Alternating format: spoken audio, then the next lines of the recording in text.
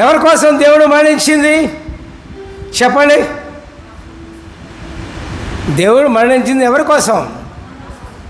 మన అంటే ఎవరు? అక్కడ రేజులు ఉన్నారు కదా, ఎవరు? సత్క్రియలందు ఆసక్తి గల జనాంగం కోసం. ఎవరి కోసం అండి? సత్క్రియ అంటే మంచి క్రియ. మంచి క్రియల యందు ఆసక్తికరమైన జనముల కోసం ఆయన శిలువ మరణం పొందారు పిల్లారా. దేవునికి స్తోత్రం. సత్క్రియలందు ఆసక్తి ఉన్నదా లేదా? అది కావాలి. అనేక మంది లోకములో ఆలయానికి వెళుతూ ఉన్నారు. దేనికి వెళుతున్నారు వాళ్ళకే తెలుసు.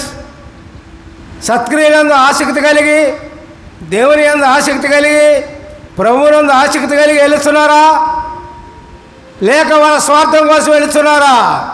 ఇది కూడా గుర్తుంచుకోండి పిల్లారా.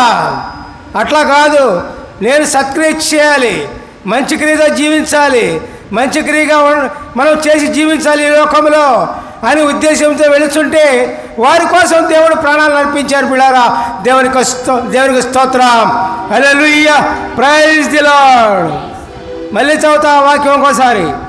ఆయన సమస్తమైన దుర్నీతి నుండి మనలను విమోచించి సత్క్రియందు ఆసక్తి గల ప్రజలను తన కోసమై పవిత్రపరుచుకొని తన సొత్తుగా చేసుకొనుటకు తన్ను తానే మన కొరకు అర్పించుకొనెను.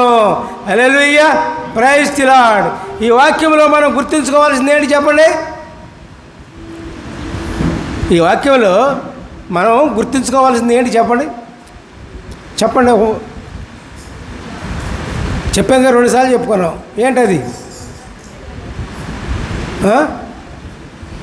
సత్క్రియలందు ఆసక్తి కలిగి ఉండాలి. చెడ్డ క్రియలు తీసి పక్కన పెట్టేసి సత్క్రియలందు ఆసక్తి కలిగి ఉన్నప్పుడు దేవుని యొక్క శిలువ మరణం, చనిపోయి తిరిగి లేటం అన్నది అది నీకు వర్తిస్తుంది ప్రియులారా.